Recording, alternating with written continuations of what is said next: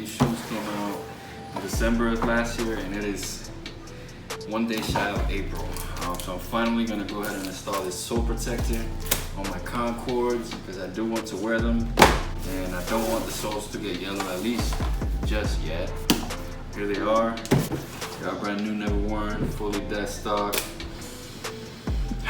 They smell like magic and they sound like magic. So we're about to wear them and look like magic. So let's get started. You got the SP application, the one that needs the heat gun, and then you got the SP Plus, this is the one that I got, that does not require the heat gun. So you're gonna remove the backing and align your sole protector plus evenly, heel first.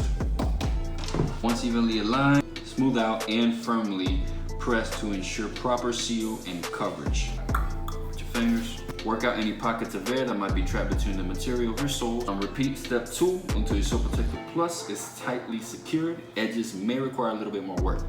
If the SP Plus 2 isn't completely sealed, use a hair dryer or a heat gun to the heat edges, then repeat step 2.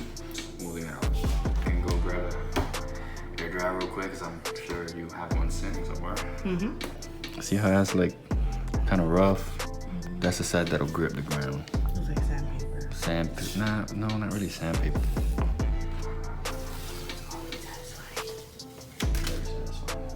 Alright, so heel first.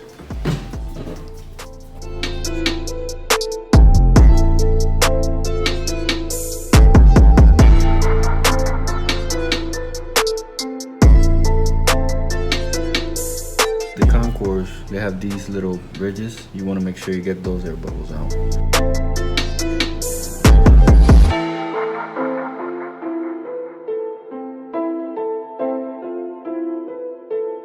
27 Hearts Beats.